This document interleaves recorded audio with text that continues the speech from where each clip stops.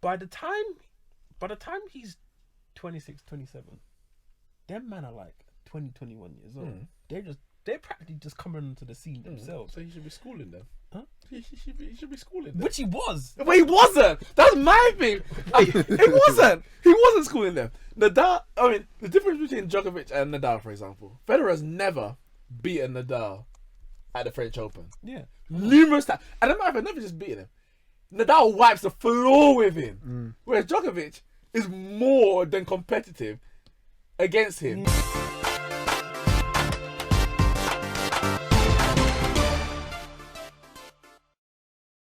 Yes, guys, welcome to Neeks Sports Podcast episode 13. Again, I'm here with Ramone and Kyle. Very good, interesting week of sport. We just, weekend anyway, we've just had. We just had the Australian Open. Big up Naomi Osaka. Big up. Haitian Japanese who won her second Grand Slam. In a row, yeah. After the US Open beating Serena in the final there. And this time beating, I feel like it was Kvitova. Yeah. It was crazy, in a 3-set match there. So she's won back to back. And it's actually the first time since I think it's in the 90s, I think it was Sampras and someone else, where we've now had two, as in male and female, back to back winners at the same time. Because Djokovic, of course, he has won 3 in a row actually now. Wimbledon. Seriously? Yep. Yeah, Wimbledon. After all Serena wins all the time and men win stuff all the time. No one doing back to back.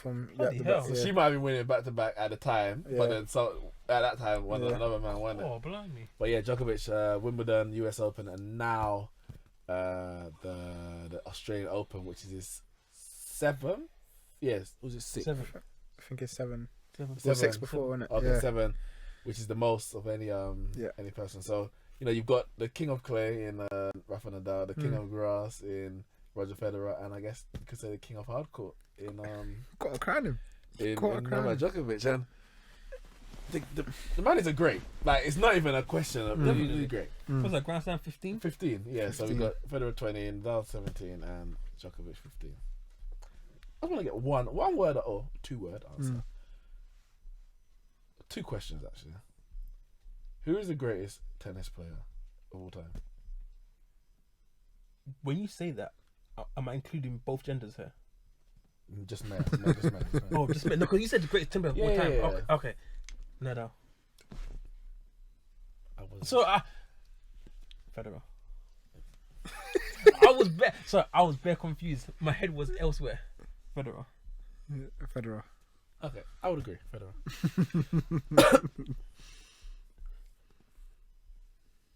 Who is the best tennis player of all time?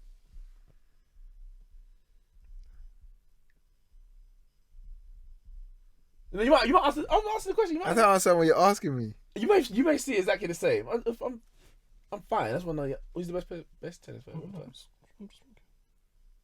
You can answer him. I don't understand what you're asking me. Federer. You asked me who the best tennis player of all time is. Yeah, no, actually the greatest. Oh, the greatest. I didn't hear what you said. Okay. Greatest player and best player. I'm sticking with Federer. Yeah, probably Federer. Okay. Yeah, probably Federer. I would say Nadal personally. My question is, at what point does Djokovic become the greatest of all time? Because stick with me for a second. As we talk about Federer, we talk about Nadal, and I know you've spoken about Djokovic for years. So big fan. And I'm not a massive fan of Djokovic. I'm not at this point. I'm not a big fan of Djokovic. I respect him really. I'm not a big fan of him. But the man is coming to. I say coming to this. He's pretty much the same age as Nadal.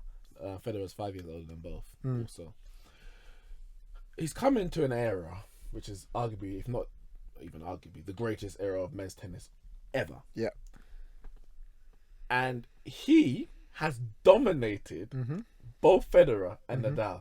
Now, across all Grand Slams, of course, Federer has 20, Nadal has 17. Yeah. But when it comes to head-to-head records, Djokovic dominates both of them. I think he's got, actually, I've got them without saying, I think he's got, so to Federer, he got 25 to 22 head-to-head record, 9 to 6 in Grand Slams. and then he's got 11-9 at the ATP Masters series. Equally, Federer to Nadal. Nadal has a 23-15 head-to-head record against Federer. Is it? Yep, 9-3 in Grand Slams, and 12-7 in ATP. Wait, who has 9? Federer's got 9. No, sorry, Nadal's got 9. Federer's got 3. I'm a bit confused. So how can Head-to-head. When they play each other in a Grand Slam, Nadal has beaten him 9 times out of the 12 times. Oh, you mean matches in the... I thought you meant... Oh, okay. No, Okay. head to head, yeah. Grand Slam titles. No, head to Oh, head. okay. And Djokovic to Nadal. Djokovic has 28 wins to Nadal's 23. Sorry, 25. Nadal beats him on Grand Slams 9-6, and Djokovic beats him in ATP Masters 16-11. At what point is Djokovic the greatest? Because, as I said, he got a better record than Federer head to head. He's a head to head better than Nadal's. He's beaten Nadal multiple times on clay, including at Grand Slams, which Federer's never done. And he's got 15 Grand Slams at the moment. World number 1. He got 3 in a row. I think he's gonna break Federer's record. I think He's got time to. But 6 years younger than Federer. He's the only person who can stop Djokovic is himself. Like if he stays fit and he plays well at the same pace he's playing at now, he can't be stopped. And for me, like I said, I've been Djokovic fan for time. I've been saying he's coming. People was like, nah, he's not gonna be there. I said he's coming, man. Just let him keep. He's just slowly there, winning his titles, doing his thing. All right, Australian is his favourite, and he can dominate that court. But no one was saying that when Nadal was dominating. No one talks about Djokovic as much as they talk about Nadal on the French. See, what I was gonna say is, I think where Nadal and Federer have an advantage is that the 2 tournaments that they dominate are the most prestigious. Wimbledon and Roland Garros are the most prestigious. Winning the US Open, of course, is good, and winning Australia is good, but they don't have the same history. For whatever reason, in terms of where the countries that they're from and that kind of stuff, where they're in. Like you think of Australia. Australia is, in terms of how Australia is viewed now, anyway, it's like a colony of Britain. America, same thing. Whereas France and America is like the empires, and we've got these sports, and these are the prestigious tournaments. And I think that's where Djokovic's Australian Open, and everyone's like, oh, it's just an Australian Open. Nadal wins 8 in a row, 7 in a row, and Roland Garros like greatest clay player all the time, kind of thing. Yeah. That's the thing, and you could tell when Djokovic was playing Nadal on Sunday. I was watching it thinking, this guy is not. I said it before the bet. He said he's not losing to Nadal. I mentioned it. Yeah, I said, I don't think Djokovic was going to win. The returns are just ridiculous. It's like Nadal come, and it's so funny because it's the only match I've seen in Australian Open with that much intensity where both players you think are sick. Like with the way Nadal hits that ball and Djokovic returns it, it's like I've not seen that happen in the whole of Australian Open this year. Oh, this year, this year. It's like that match was like. Whenever Nadal was playing, it's like he's just wiping this guy clean. No one's coming back. Nadal didn't drop a set. Exactly. But then all of a sudden, Nadal's hitting the fiercest shot. Djokovic is coming back straight at him, and Nadal has to readjust himself, and he just couldn't get to grips with Djokovic. And in terms of your question, when do we call him the greatest? Does he have to win 20 to be? Not necessarily. I don't believe he not does. Not necessarily. However. Has to win more. No, I don't think. No, however, if he does win, if he does get past it, you can't question it. 100%. You can't question whether he isn't or isn't. You have to just say that he is. Maybe before then, people might question Agreed. it. For me, by the end of 2019, he could be crowned the greatest tennis player of all time. He could be crowned the great men's tennis player of all time.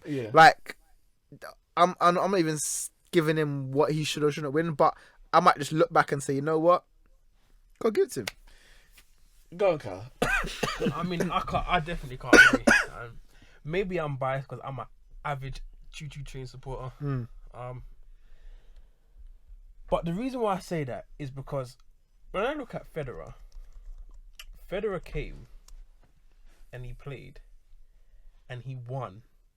I wouldn't necessarily say he dominated, but he was definitely successful in one of the eras. He dominated, but he was definitely successful over 2 generations of tennis players. Yes. Whereas he came in against the likes of Pete Sampras, Andre Agassi, and players like that, and he won and was successful. Held his crown, won numerous of Grand Slams, and then along comes Nadal and the likes of Djokovic, and you know, a small flurry from Andy Murray, and still won Grand Slams. Granted, it wasn't as much as before, but the man is like you said, That is the key. But he is 5 or so. Like, say for example, because he's 5 years older than Nadal, 6 years older. 5 years older than that, and 6 years older than Djokovic, and so he came onto the scene at what, like 18, 19, Yeah, right? He came onto the scene at 18, 19. By the time he's 26, 27, them men are like 20, 21 years old. They're practically just coming onto the scene themselves. So he should be schooling them. Huh? He should be schooling them. Which he was. But he wasn't. That's my thing. He wasn't. He wasn't schooling them. Nadal. I mean, the difference between Djokovic and Nadal, for example, Federer's never beaten Nadal at the French Open. Yeah. Numerous times. And a matter of fact, never just beaten him. Nadal wipes the floor with him. Whereas Djokovic is more than competitive against him. Yeah, his playstyle doesn't suit it though. But as a tennis player, you have to master. You don't have to, but I mean, if we're comparing, it's about mastering order. At least he won the Grand Slam. He did. When he did the one time he didn't have to play the one time he didn't have to play Nadal, he won it. Cool. There was that year that he's adapted. He was ready for him, and Nadal wasn't ready. He got shook and got himself knocked out. Federer is 37. Born 1998. So born 1998. Turned pro 1998. So he was 17 when he turned pro. I guess he burst into the scene. Well, his first Grand Slam was 2003, Wimbledon, of course. Now, 2012 was his last Grand Slam. Not his last Grand Slam, but his last Grand Slam for about 5 years. And at that point, everyone's like, guys, obviously it's finished, it's over. 2012 was, what's that, 7 years ago. He was only 30 years old.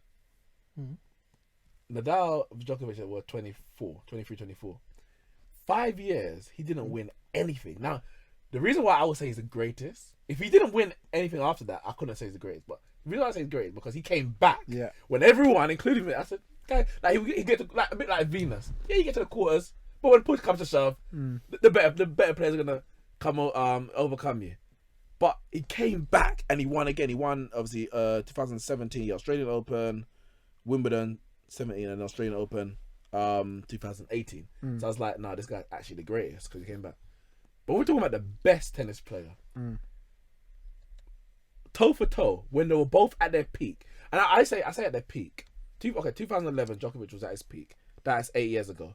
Federer was 29. So you have to say he was still in his peak.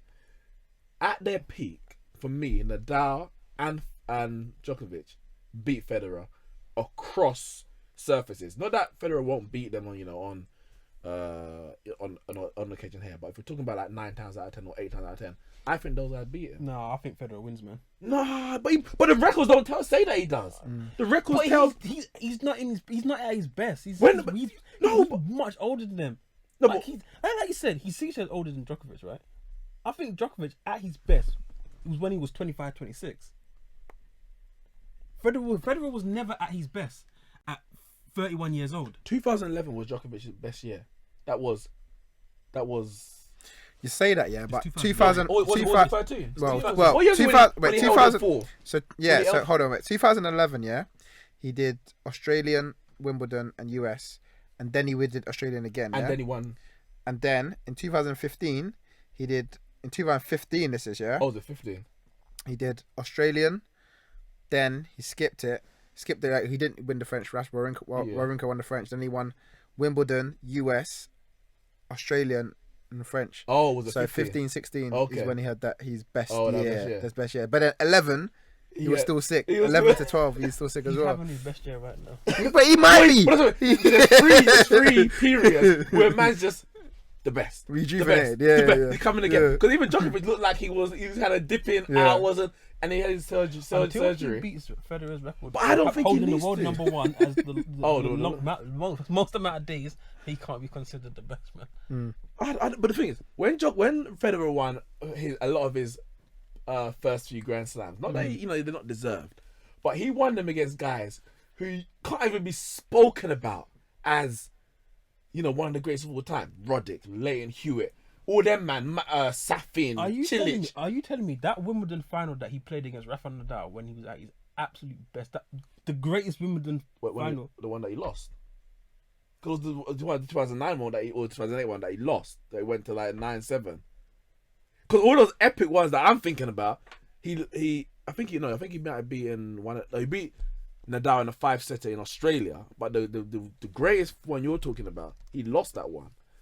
Djokovic beat Nadal in what they would say is the greatest hardcore game of all time, 2012 Australian Open, I think it was. 12, right. But put this, Nadal's the only out of all those three, and maybe even the only, it might not be the only, I don't know, but across those three, he's the only one to have won multiple titles on Grand Slams on different surfaces. Djokovic has won just one French Open. Federer has one French Open. Obviously, Nadal's got plenty. He's got, I don't know, 2 or 3 Wimbledons. Maybe, I don't know. He's got 1 Australian.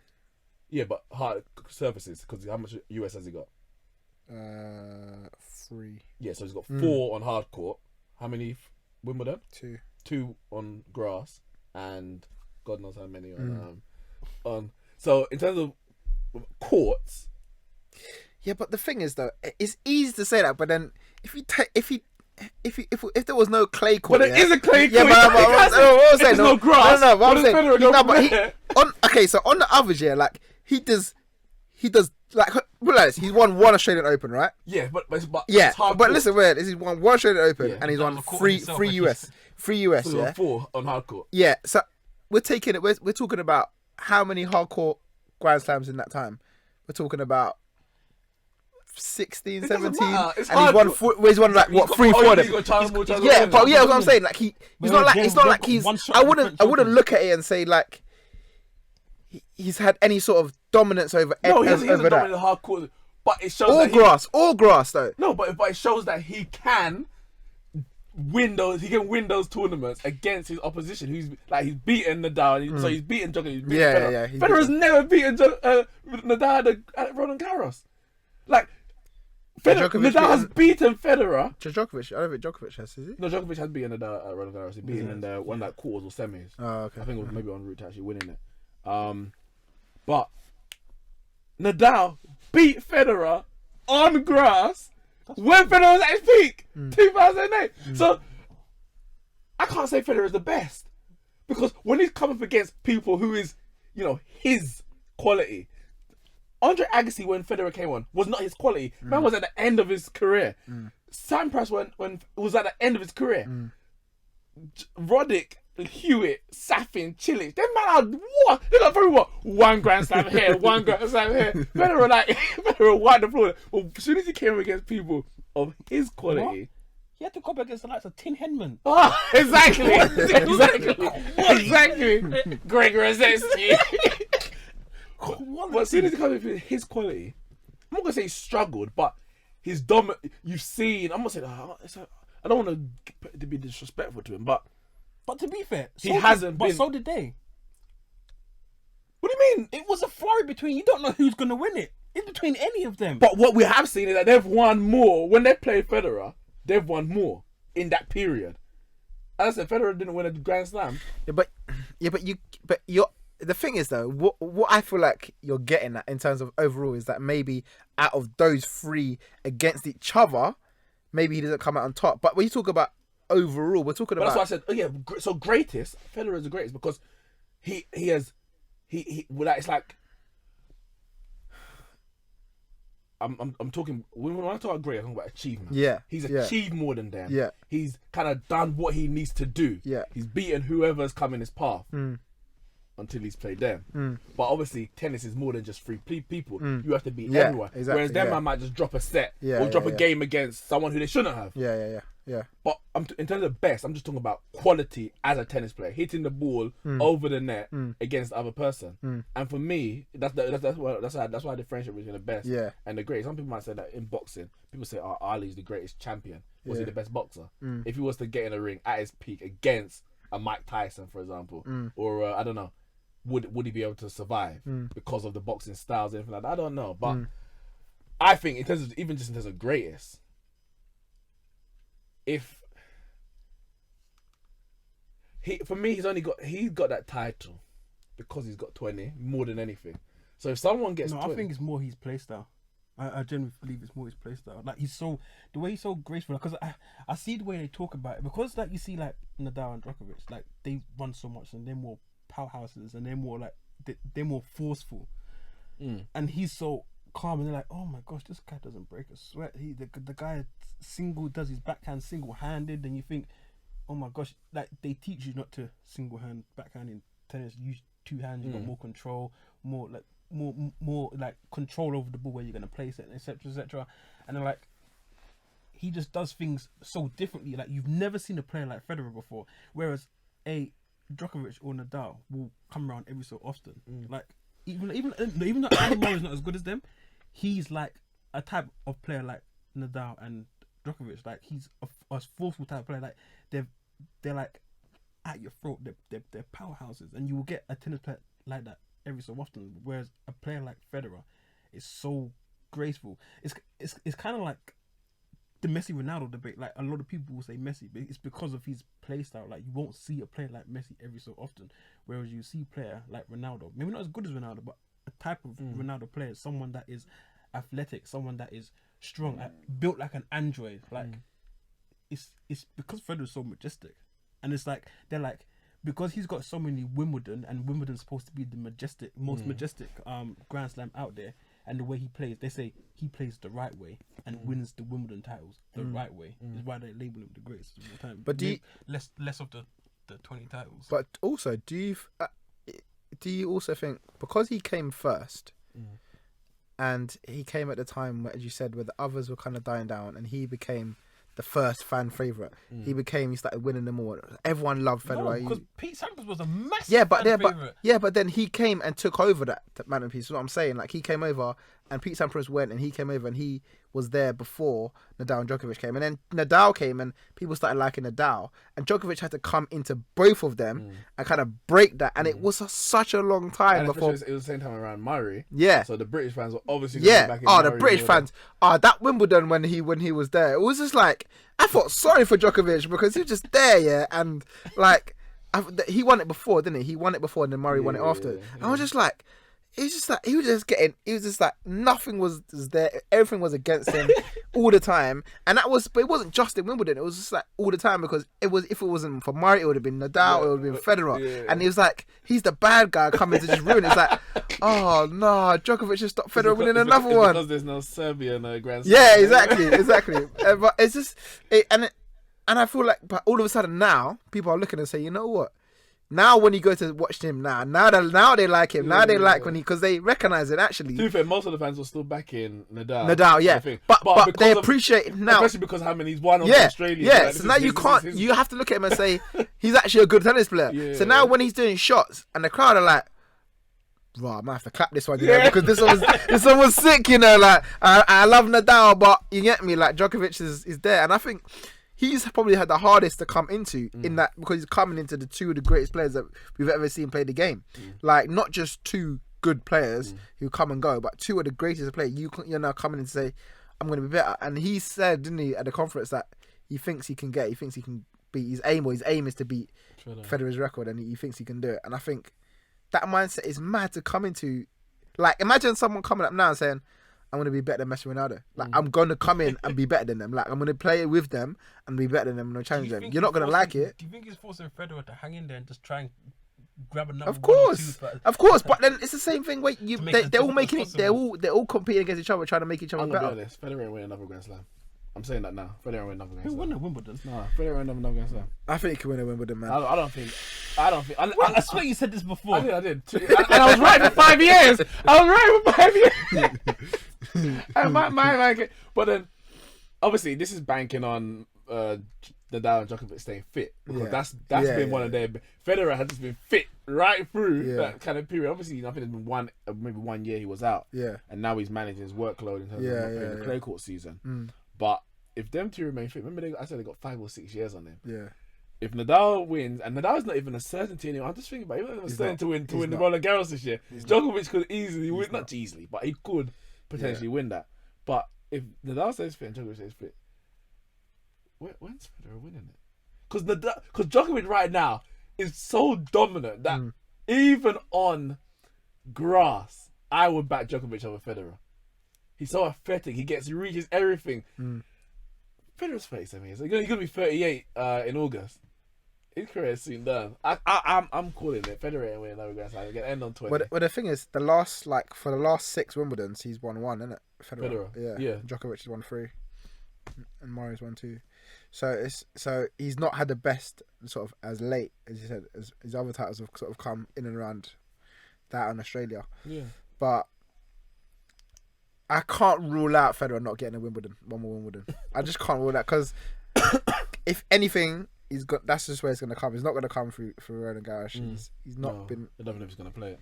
Yeah. So and he's not won the US for time. So it's only going to be Wimbledon if he's going to get any. And I just feel like on his day, he can do it. He can do With it. The crowd behind him. Yeah. One word answer. Maybe Murray might come back.